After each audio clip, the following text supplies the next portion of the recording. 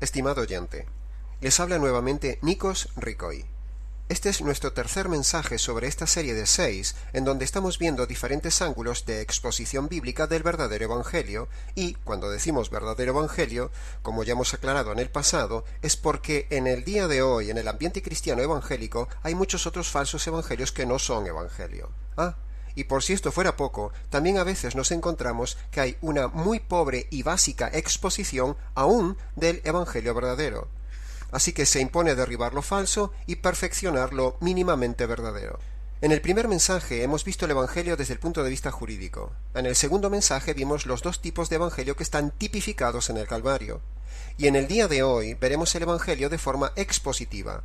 Y lo que a mi juicio y de algunos otros expositores de gran acierto, consideramos que es el pasaje más importante de toda la Biblia.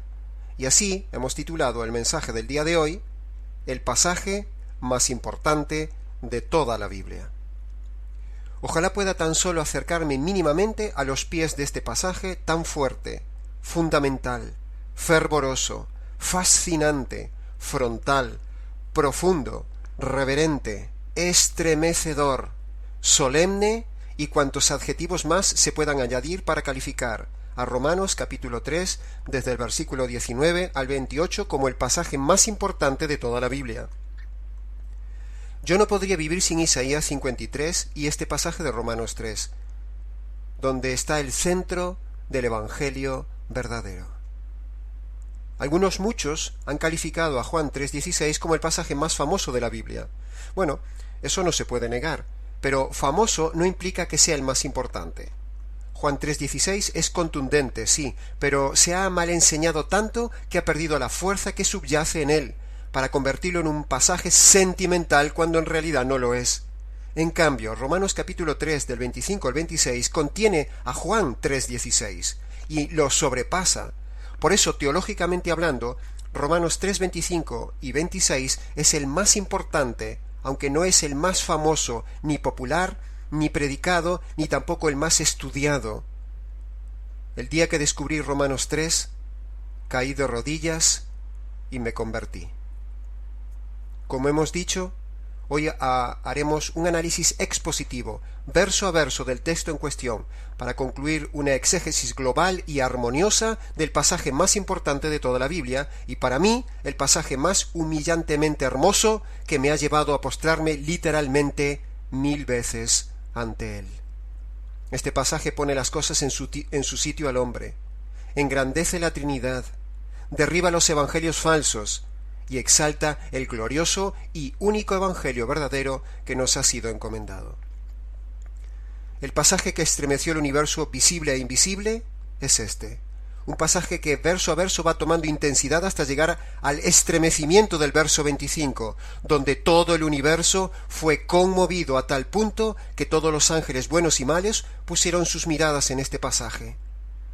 Isaías capítulo 53 profetiza hacia adelante lo que se cumple en Romanos 3:25, y ahora nosotros por fe miramos hacia atrás, esa maravilla que llegó en el cumplimiento del tiempo hace unos 2015 años.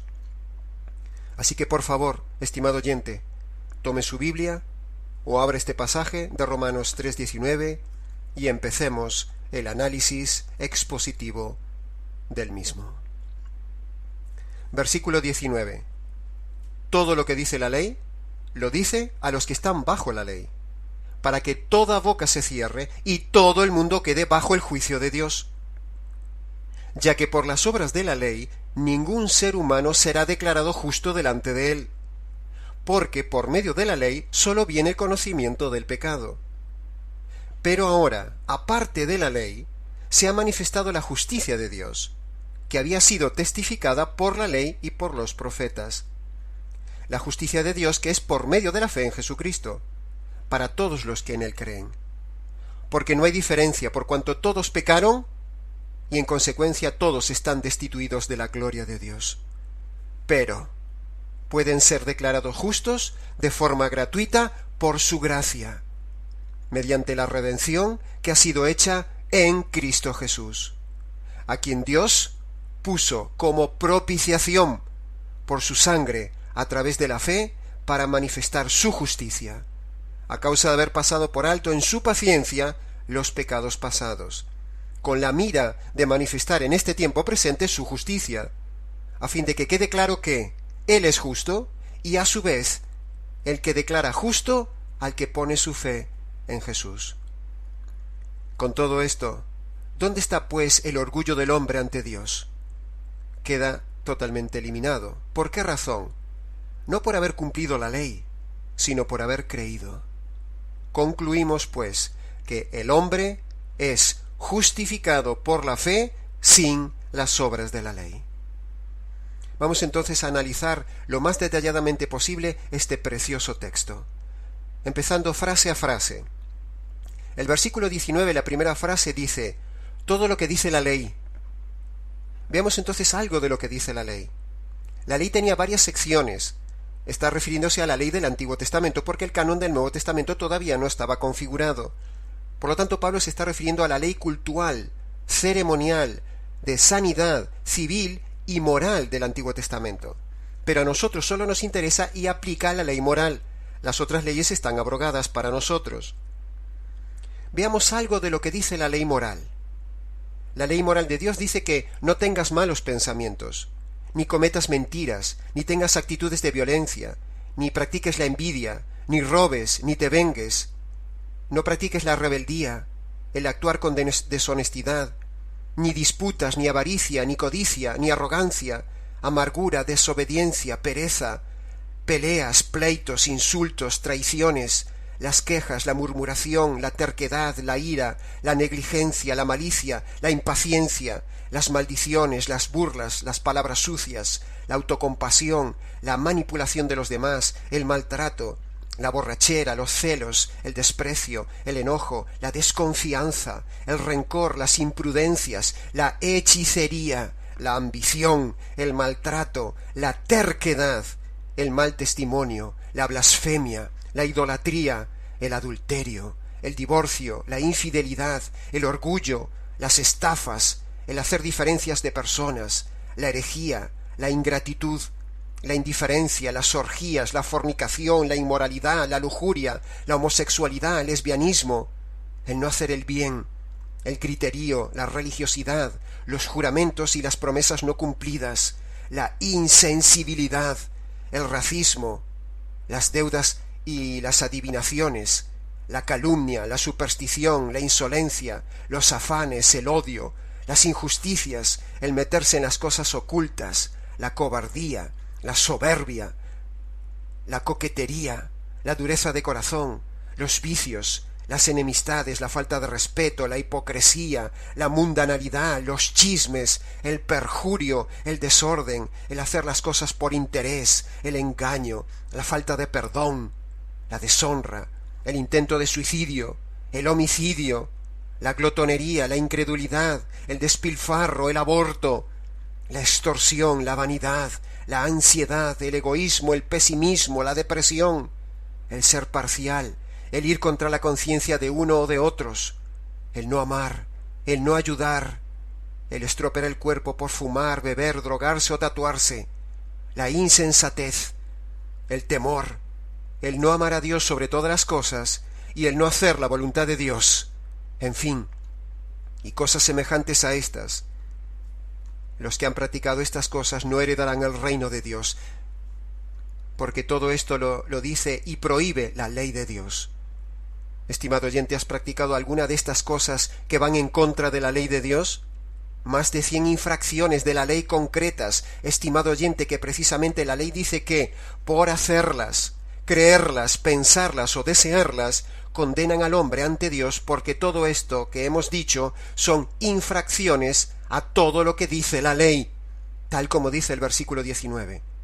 Y para colmo, Santiago 2:10 dice: cualquiera que ofende en un solo punto se hace culpable de todos.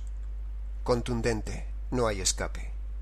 Así que con razón dice el texto que Dios le tapa la boca a todos, y todos quedamos bajo el terrible juicio de Dios, como dice el versículo 19. Así es como debemos empezar y exponer el verdadero evangelio, estimado oyente, con la crudeza que demanda no con la liviandad como los pastores de hoy en día, que por no ofender solo dicen al hombre que son pecadores, de forma generalista. Pero eso hoy en día no dice nada. Es un término tan manoseado, tan general, que no dice nada. Hay que clavar la espada de dos filos hasta partir al pecador en dos, como dice Hebreos capítulo 4, versículo 12. La espada que entra hasta partir el alma y despertar la conciencia. Y entonces sí estaremos exponiendo nuevamente el Evangelio verdadero como en los orígenes. ¿De dónde saco yo mi Evangelio? ¿Me lo he autodiseñado? No. Lo saco de la Biblia. Y empiezo a exponer siempre en mi evangelismo las listas de pecados de la Biblia, analizando el pecado uno a uno, para que el pecador vea que es culpable, culpable, culpable. Por eso este pasaje de Romanos capítulo 3 es otra forma, otro ángulo de ver el Evangelio, como lo hemos venido en estos días viendo, en esta serie que venimos exponiendo. El Evangelio desde el punto de vista jurídico, el Evangelio desde el punto de vista aplicativo y el Evangelio de hoy desde el punto de vista expositivo. Por eso no hay nadie, estimado oyente, que escape a este versículo de estar bajo la ley. Todos estamos bajo la ley. Entonces ahora, con esta lista breve que hemos dicho, empezamos a darnos cuenta que estamos metidos en un problema. Nos empezamos a dar cuenta que hay una mala noticia. Estoy bajo la ley. Estoy bajo pecado, como dice el versículo 9, y estoy bajo el juicio. Y así es precisamente como empieza y debe empezar toda exposición del verdadero Evangelio, para todo predicador, para todo hombre, es decir, empezar por ponerle en las narices al pecador la ley desgranada una a una, para que vea lo que él espera, lo que hace y lo que es, y así toda boca se cierre y todo el mundo se dé cuenta que está bajo la furia y la ira de Dios y le espera el juicio, como dice este versículo 19. Precisamente este es el ministerio del Espíritu Santo, que trabajemos con él convenciendo al mundo de pecado, de justicia y de juicio, no de amor, no de emociones, no de prosperidad. Ese no es el ministerio del Espíritu Santo. La palabra de Dios convence de pecado, de justicia y de juicio. El ministerio del Espíritu Santo es convencer de pecado, de justicia y de juicio. Y nuestra labor como evangelistas es precisamente convencer de pecado, de justicia y de juicio. Así todo está en armonía. Pero cuando se predica de milagros, prosperidad y todo eso, algo no encaja. No debemos predicar con liviandad, como hacían los falsos predicadores del Antiguo Testamento. Si la gente se enoja por lo que decimos, que se enoje. El día del juicio nos suplicará por qué no le insistimos más. Jeremías capítulo 6, versículo 14 dice: y curan la herida de mi pueblo con liviandad, diciendo, paz, paz. Pero no hay paz, dice Yahvé. Sigamos nuestro análisis porque aún nos queda un viaje largo de más de 9 versículos. El versículo 20 dice: por las obras de la ley ningún ser humano será declarado justo delante de él, porque por medio de la ley sólo viene el conocimiento del pecado. En el versículo 20, estimado oyente, tenemos dos ideas bien definidas. La primera derriba contundentemente, tajantemente, radicalmente el Evangelio de la salvación por obras y todos esos intentos de todas las religiones que pretenden obrar para agradar a Dios. En primer lugar, porque nadie puede cumplir la ley. En segundo lugar, porque aún lo bueno del hombre está manchado. En tercer lugar, porque Dios mismo dice que eso no es el sistema ni el método. Porque si la salvación es por obras, ¿para qué murió el Señor Jesús? En cuarto lugar, la salvación por obras menosprecia la gloria de la cruz y deshonra a Dios porque desprecia lo que Él tanto le costó, y uno entonces decide dejarlo de lado. El Evangelio de obras menosprecia el Evangelio de la gracia, el verdadero Evangelio que es el Evangelio de la gracia. ¿Quién puede escapar a su juicio haciéndole a Dios este desprecio de dejar de lado la cruz? Por cierto, este Evangelio de salvación por obras es muy parecido en esencia al medio Evangelio de solo arrepentimiento, que describíamos en nuestro primer mensaje. Ambos menosprecian la cruz, son evangelios malditos. La segunda parte del verso 20 dice: porque por medio de la ley sólo viene el conocimiento del pecado. A ver, estimado oyente, hagamos este razonamiento escalonado. Para que uno busque la salvación, antes debe verse perdido. Y para verse perdido, antes debe ver sus pecados, que son los que le condenan.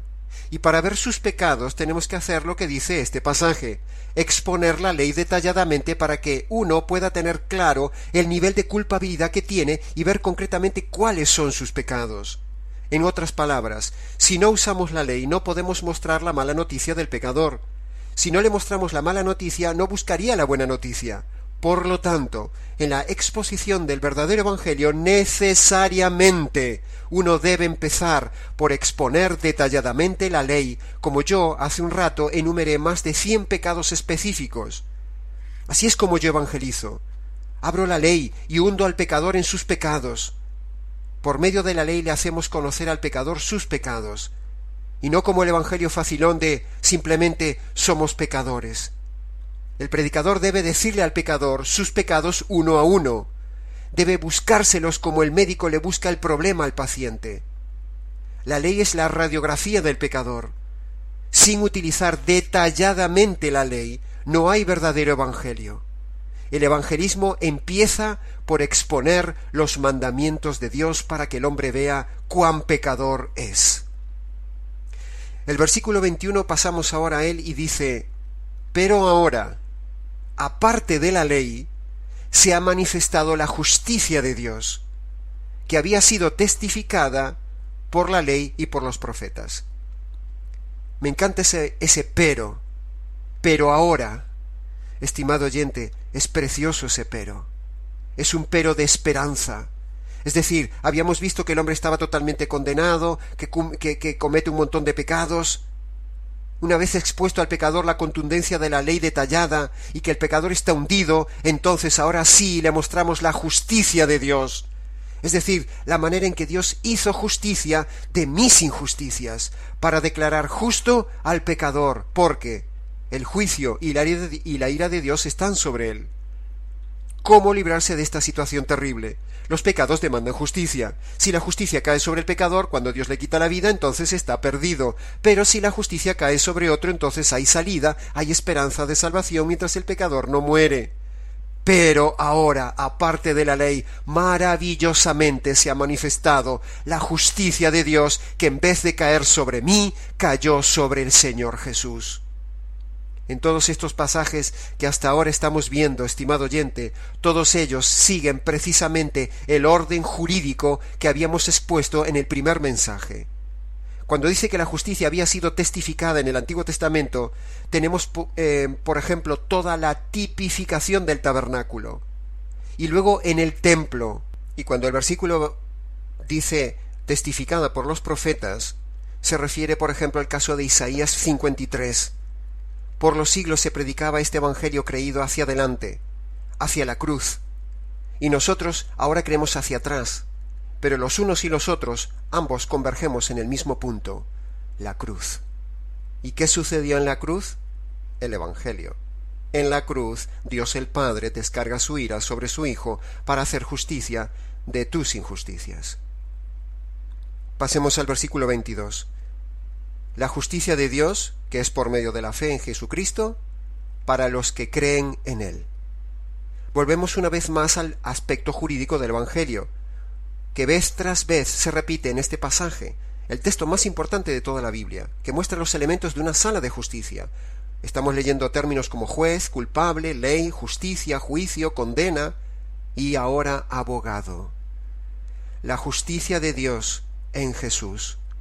Jesús tenía una doble justicia, la justicia que él había vivido durante 30 y pocos años, es decir, una vida justa, donde cumplió constantemente toda la ley sin romper un solo mandamiento. Esa fue una vida de justicia. Pero paradójicamente, en la cruz le cae una justicia no merecida. Por eso decimos una doble justicia. La justicia de Dios en Jesucristo. Recordemos, el hombre está totalmente condenado por los pecados que comete diariamente, y también por tener una naturaleza mala. Entonces el hombre tiene enfrente a Dios, que es un juez perfectamente justo, por lo tanto, debe aplicarle su justicia sobre los pecados al hombre. Entonces, el hombre frente a Dios tiene un grave problema. La justicia y la ira de Dios están sobre él. Entonces, ¿cómo librarse de esta terrible justicia? porque los pecados demandan justicia. Si la justicia cae sobre el pecador, cuando Dios le quita la vida, entonces está perdido. Pero precisamente este Evangelio se trata de eso, de salvar al hombre. Pero si la justicia cae sobre otro, entonces hay una sustitución, hay salida, hay esperanza de salvación, mientras el pecador no muere. ¿Dónde puedes apropiarte de esta justicia por la fe? En la cruz. En la cruz Dios hace justicia. Por eso dice el pasaje en el versículo 22, la justicia de Dios, pero por medio de la fe en Jesucristo, porque a Él le cayó una justicia que no merecía. Entonces podíamos leer el pasaje parafraseado de esta manera. La justicia de Dios, caída en la cruz, se recibe por medio de la fe en Jesucristo, que es a quien le cayó la justicia. Una fe que es para todos. Dios se la ofrece esta obra a todos, y todo hombre tiene que creerla por fe. Pero solamente se hace propia solo para los que creen en Él. Es decir, yo puedo estar compartiendo esto, pero tú rechazarlo. El hombre tiene libertad. El hombre puede rechazar la salvación de Dios. Por eso dice el pasaje, solo para los que creen en Él. Y yo te invito, estimado oyente, a que tú creas este mensaje que estamos tratando de explicar versículo a versículo. Pasamos al versículo 23. Por cuanto todos pecaron, y todos en consecuencia están destituidos de la gloria de Dios. Un pasaje radical. ¿Cómo sabemos que todos hemos pecado? Porque cuando nos confrontamos con la palabra de Dios y vemos pecado a pecado, vemos que es evidente, nadie puede negarse. Todos hemos pecado, en consecuencia, destituidos. Es la conclusión lógica. Eso es uno de los aspectos del Evangelio. Estamos destituidos, o dicho en otras palabras, estamos condenados. Pero, versículo 24, pueden ser declarados justos de forma gratuita, por su gracia, mediante la redención que ha sido hecha en Cristo Jesús. Es decir, yo puedo ser declarado justo aunque no lo soy. ¿Veis? Volvemos otra vez al aspecto jurídico del Evangelio.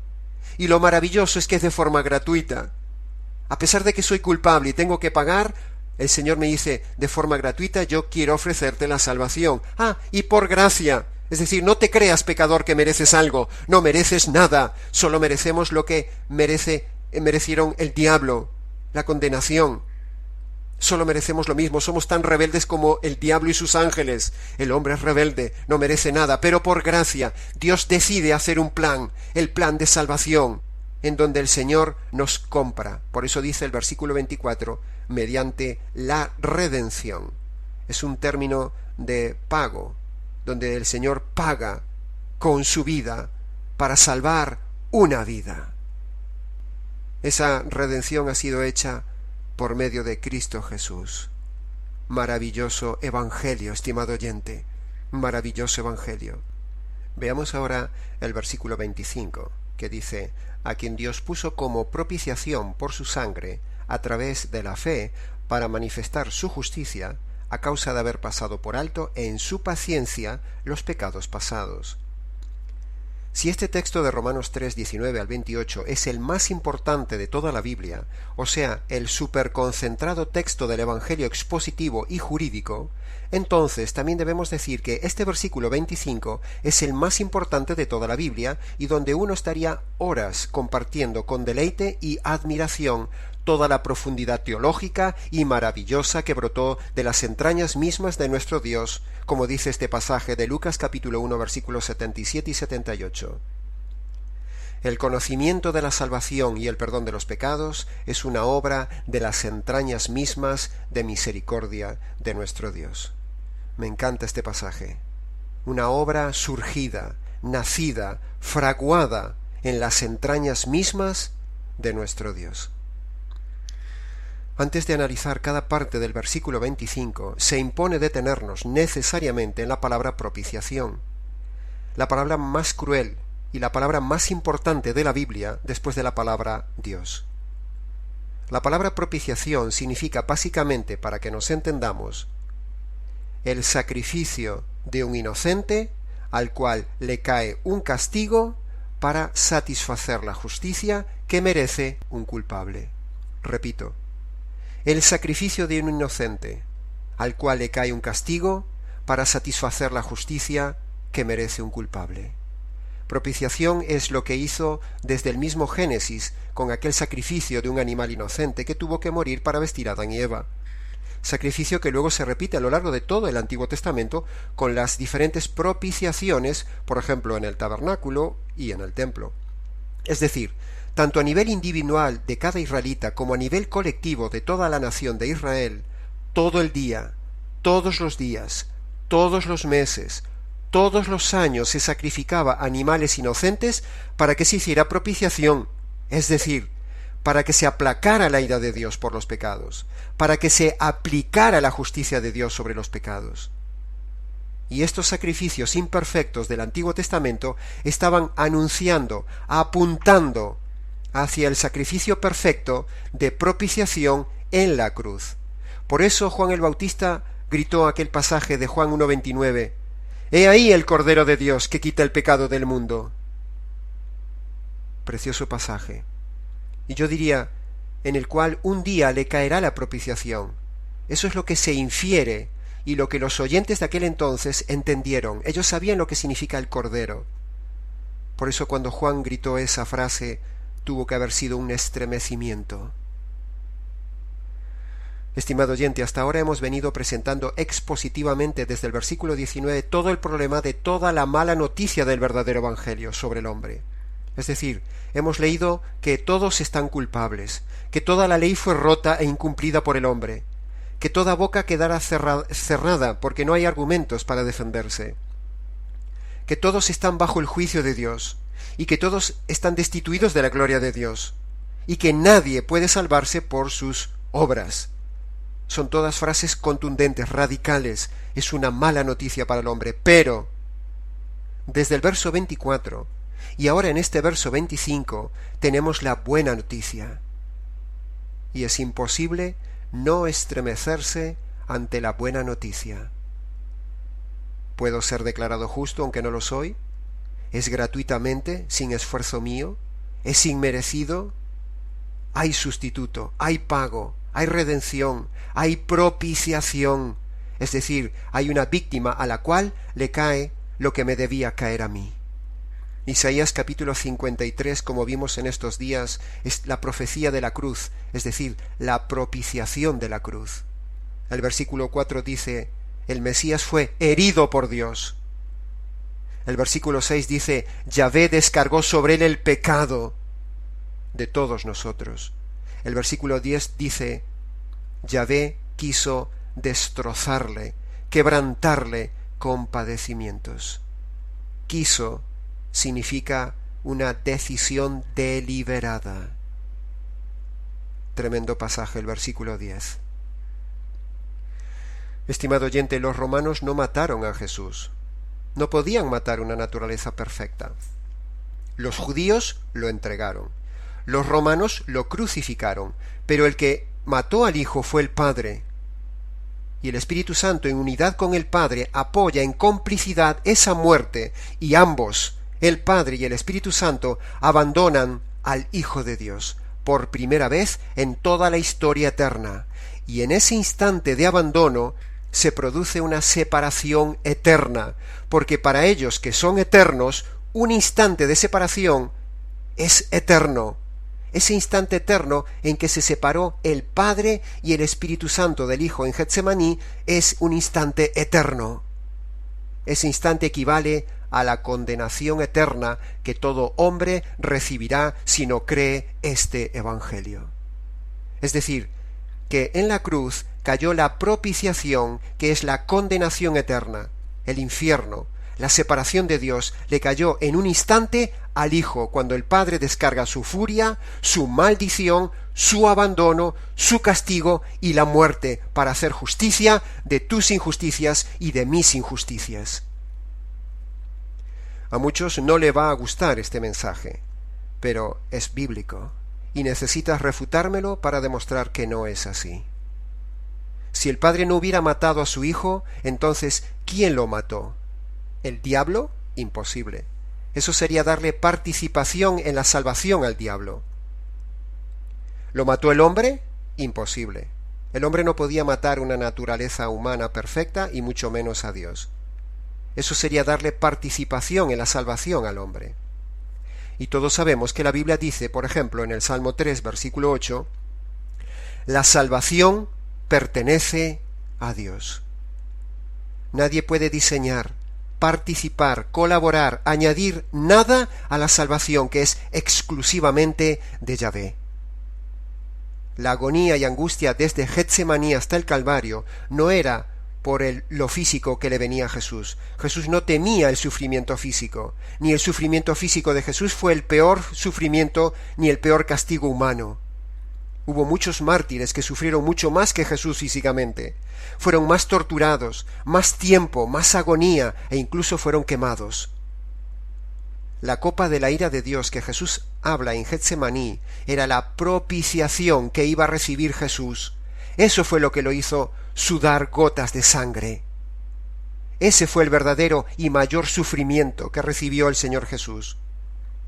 El resto de los miembros de la Trinidad divina lo iban a despreciar. Indescriptible, incomprensible, admirable y estremecedor el versículo 25. Como la paga del pecado es la muerte, dice Romanos 6:23, e incluso eso ya se veía desde Génesis, muerte bíblicamente significa separación. Por lo tanto, en la cruz hay dos muertes en Jesús.